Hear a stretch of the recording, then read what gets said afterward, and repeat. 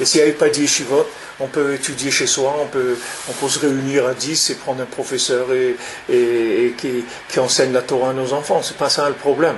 Mais par contre, intégrer socialement un jeune qui est complètement, qui est en voie de devenir un bandit après. C'est pas, si vous le laissez comme ça, après il devient un bandit, le gars.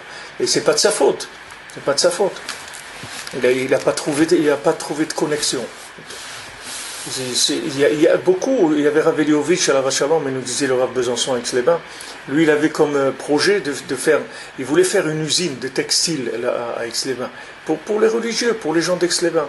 Une usine où on fait des talit, des talitotes, des pulls, des choses comme ça. Tout ce qui est de la laine, traité de la laine pour tous les gens d'Aix-les-Bains. Que les gens, ils viennent, ils travaillent à mi-temps. Et à mi-temps, ils étudient. Et avec ça, on a des familles équilibrées, des gens équilibrés, qui ont les pieds par terre, qui ont la tête sur les épaules, et qui étudient, etc. Et il faut donner les moyens. C'est pas, parce que la yeshiva, c'est il faut.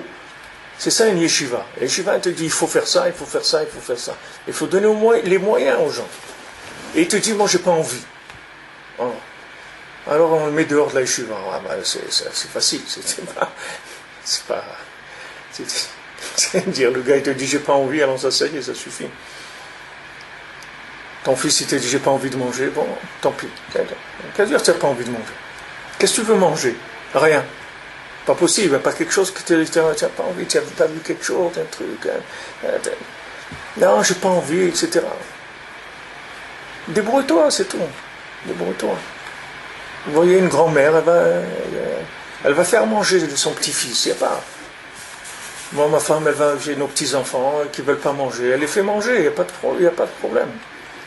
Mais seulement, l'enfant, d'abord, il sent qu'il y a un amour très très fort, et qu'en même temps, cet amour, il va le coincer, c'est-à-dire qu'il ne peut pas bouger.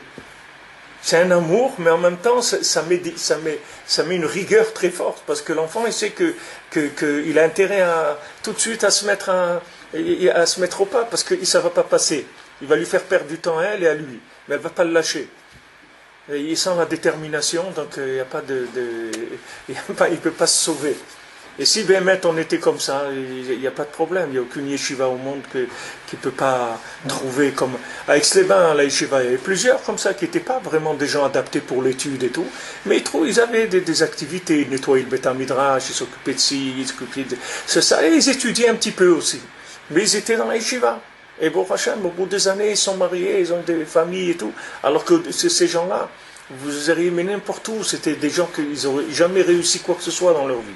Mais le fait qu'ils ont trouvé une formule qui était comme ça, adaptée à ce qu'ils pouvaient faire, en même temps étudier la Torah un petit peu, et en même temps avoir un travail adapté, avec ça ils se sont construits, et ils ont réussi.